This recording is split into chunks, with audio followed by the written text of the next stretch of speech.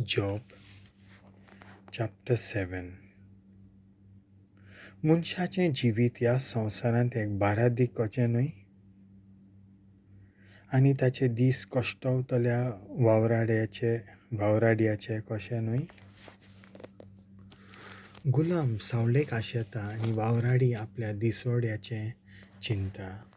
तशेंच म्हाका रिकामे म्हयने फावो जाले आनी दुखी खोंतीन भायर म्हाका आनी कांयच ना. अंतुरनार पडून हांव चिंतां केन्ना दीस उदेतलो, पूण रात सरोना. सकाळ जायसर हांव सगळोच तळमळटां. म्हजी कूड किड्यांनी भरल्या, ती चंदांनी कुसल्या. म्हज्या गायांतल्यान माथेरी व्हांवता.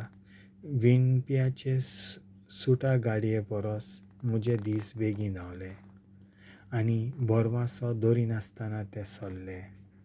म्हजें जिवीत फकत एक स्वास कशें म्हूण आनी म्हजे दोळे केन्नाच खुशालकाय पळोवचे नात म्हूण उगडासतर. म्हाका आदीं देखला तो दोळो आनीक म्हजेर पडचो ना.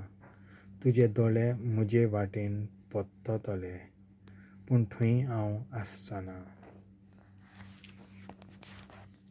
जशें एक कूप उबून वेता आनी नाच जाता, तसो जो कोण नरकांत देंवता तो आनीक केन्नाच परत वयर चडना. तो आनीक आपल्या घरा परत येना आनी ताचें घर परत ताका वळखना. देखून म्हज्यान ओगी रावूं नजो.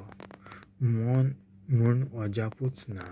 म्हज्या मनाच्या तळमळ्यांनी हांवें उलोवंकूच जाय. म्हज्या आत्म्याचे खोंतींत हांवें रुडोन करूंकूच जाय.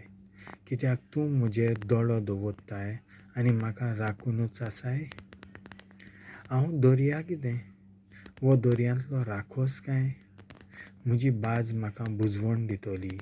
म्हजी खाट म्हजी दूख हळू कोत्तली.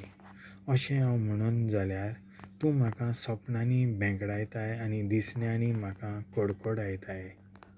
असले कश्ट सोंसचे परस कोणेय म्हज्या गळ्याक फास घालो जाल्यार वो मरण लेगून म्हाका ओदीक मानतें. हांव खर्चोन वेतां. हांव सदांच जिवो आसचो ना. सोड तर म्हाका, कित्याक म्हजे दीस फकत एक स्वास. मनीस कोण गा? कित्याक तूं ताची इतली पर्वा करताय आनी तुजे दोळे ताचेरूच दवरताय? कित्याक तूं दर सकाळीं ताची परिक्षा करताय आनी दर एके घडये ताका तपासून काडटाय?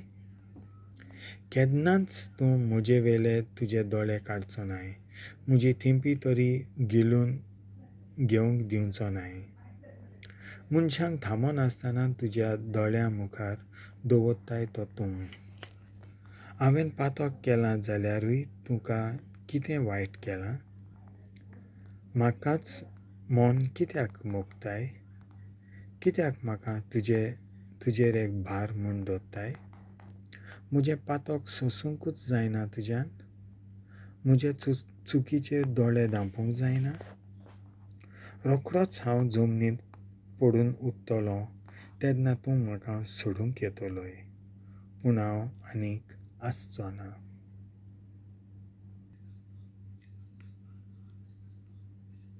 देवाचें उतर हें.